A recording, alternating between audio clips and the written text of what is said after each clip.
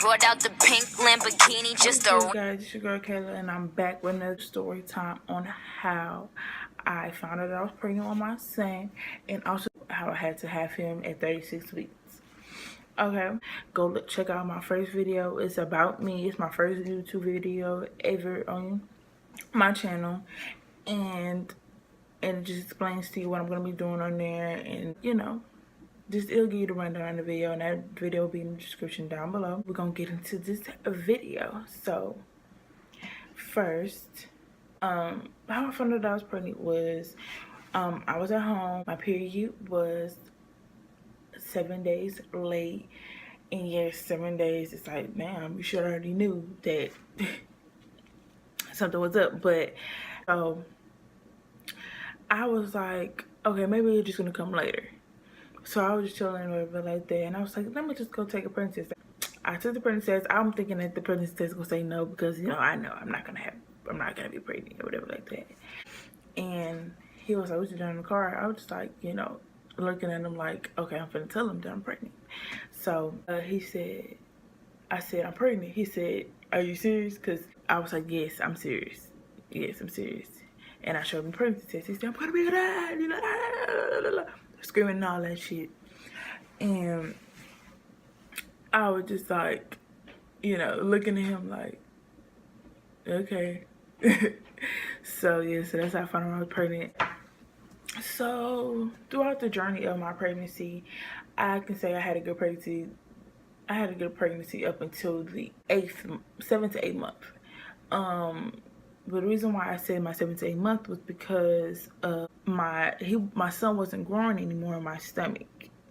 Like, he just completely stopped growing. When I went to the doctor, they had told me that he was on the smaller side, and he's just small.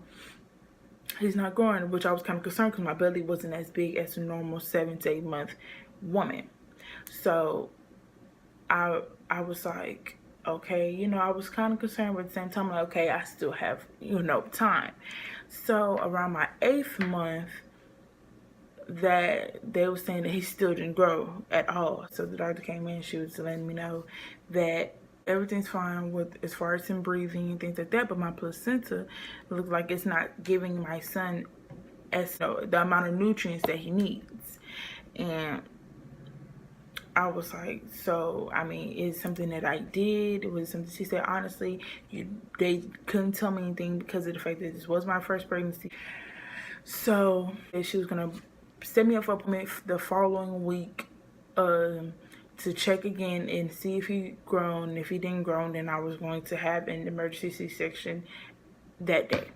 That's when we came, and she did, you know, they did an ultrasound, checked the heartbeat, checked the placenta, and I waited for the doctor to come in. The doctor came in. The doctor had came in and had told me nothing had changed. So that I had to go to the hospital and deliver my son that day, like right then and there. So she gave me a paperwork to give to my doctor when I get to the hospital. So when I got in the car, I'm calling everybody. So I called my fiance, told him to come. He, you know, he excited, everybody excited. My mom, she's flying down back to Houston, and you know, she's excited. My granny's excited. His mother was excited. You know, everybody's excited because they, you know, everybody was prepared for this moment. Okay, so once I got to the hospital, it was I was so lost. But when I finally got to where I needed to be, I signed it to give insurance, give my son insurance.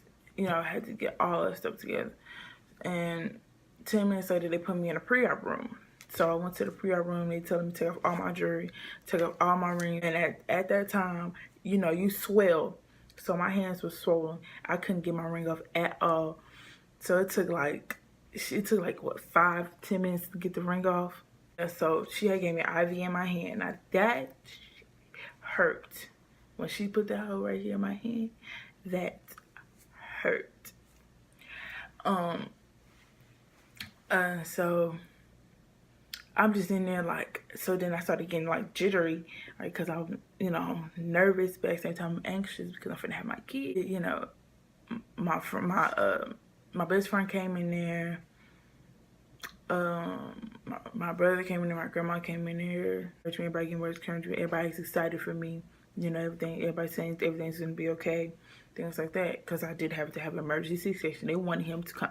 It was like 5 minutes before I was getting ready to prepare for my epidural. Came in because he was running late, and so he finally got there, and so he in there. So I'm scared. He said, "Don't be scared. You finna have our son," and things like that. So they took me into the operation room. So we went to the operation room, whatever like that. So they told me to sit on the corner of the bed. So I sat on the corner of the bed, and I had, like, they wanted me to crunch my back in and poke my back out. And mind you, I'm pregnant, so my belly is like sticking out, and I can't really crunch over and pop my back out because that shit hurts. So I did that. So she said she finna give me the numbing medicine, and she said don't jump. I said, okay, Kayla, I'm thinking to myself, Kayla, don't jump, Kayla, don't jump, Kayla, don't jump. So right when she stuck me out, boom, I popped my back out. I said, oh no, am I gonna be paralyzed? Like right there, I said, am I gonna be paralyzed because I jumped? She said, you okay, you okay? Just make sure your butt is not warming up, or your legs, your feet not getting tingly. I said, my butt warming up, my feet is getting tingly. Like, she's like, I'm panicking, and she's like, calm down, calm down. So then she said, okay, I'm getting ready to put the other little medicines, the epidural spinal medicine that they put in you. I tell you, that junk hurts so bad. Like, that stuff hurts so bad. Like, it was pushing, it was like pressure, a whole bunch of pressure in my back, a whole bunch of pressure. It felt like somebody was beating my back in. It felt like somebody was beating my back in. And that stuff hurts. But then, like, my butt started getting real warm, and my legs was just it was so warm. Like, everything was warm.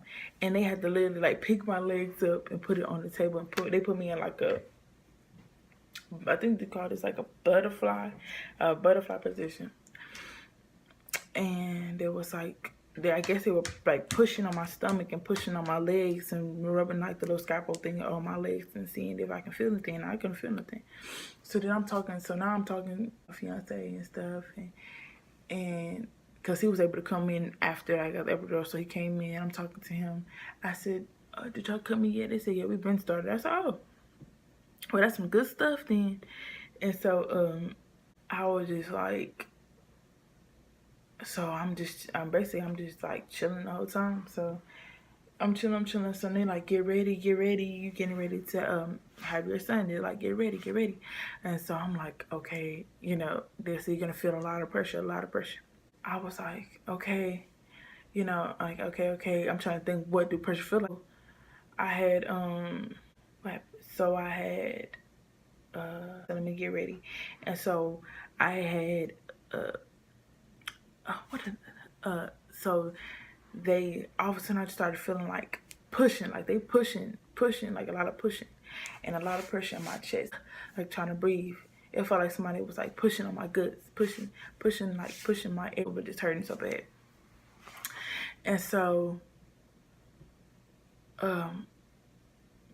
finally I hear my son crying, and he's screaming so loud, and I was just like, I broke down crying. Like, I cried because it was amazing that I brought life into the world. It was just so amazing, and it was just nothing but God.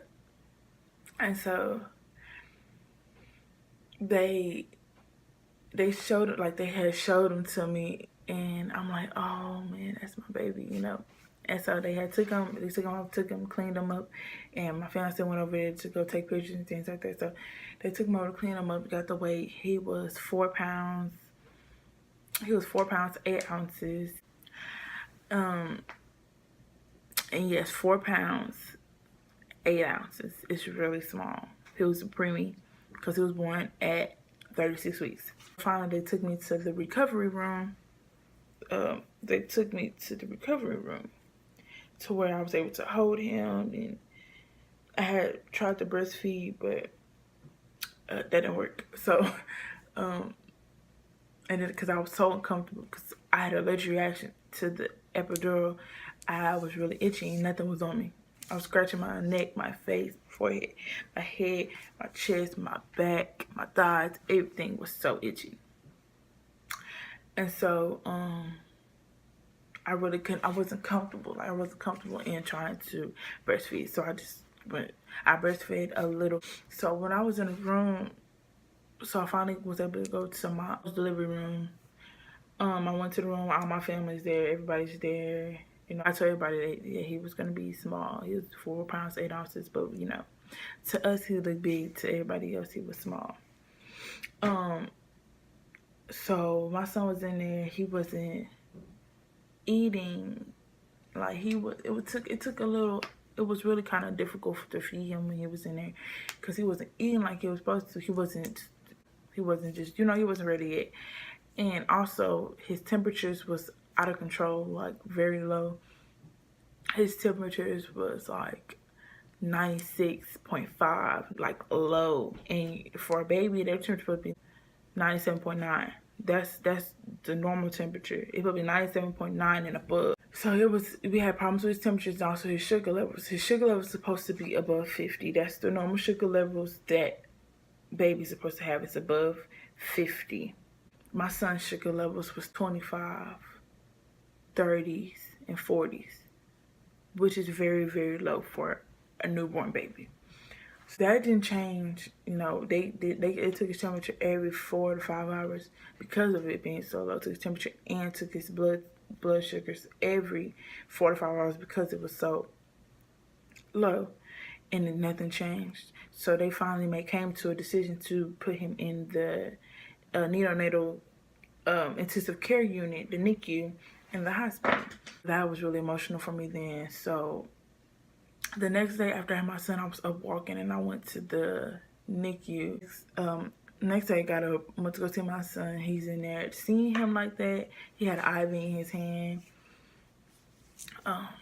He had an IV in his hand, and it just looked so, like, you don't want to see your child like that. It was very hard for me, especially him being my first child. I didn't want to talk to nobody because I had to come home without my son. It was very hard for me. I had to come home without seeing him. Come home, look at my crib, look at his crib, and he's not even in there. To feel that way was very hard for me. Getting emotional. So my son was in the NICU for 2 weeks. Oh my God. Yeah, my son was in the NICU for 2 weeks. And it was the hardest 2 weeks because we was being told that, yes, he's going to come home. It was just, you know, no mom wants to feel that way, seeing that kid in a little box. You know, it was just very hard. So 2 weeks later, you know, we was told that he was able to come home. And, you know, it was I was very happy, very thankful that my child was healthy. He was able to come home with us. And it was just very amazing.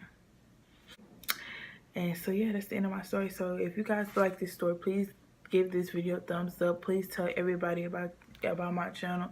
Like I said, I'm going to keep it real with you. I'm going to let everybody know. I'm going to be having vlogs soon. I'm going to be having collaborations with a lot of my friends soon. You're going to be seeing a lot of them on here. You're going to be seeing a lot of different things on here. So just stay tuned for that. And also, you know, subscribe to the channel. Also, please give this video 1,000 likes. Please. 1,000 likes. And I will be doing another video real soon. Also, my Snapchat is Kayla with 3 A's _32. My Instagram is it's Kayla with 3 A's 32. Just go over there, go follow me on there, go like all my recent pictures and videos on there. Ask me, DM me, ask me anything that you want to know, ask me any questions, ask me, you know, different things that you want me to do. That's all I got for you guys. So I will see y'all on the next video. Bye. Once they get that good punani, I think he need the bunny.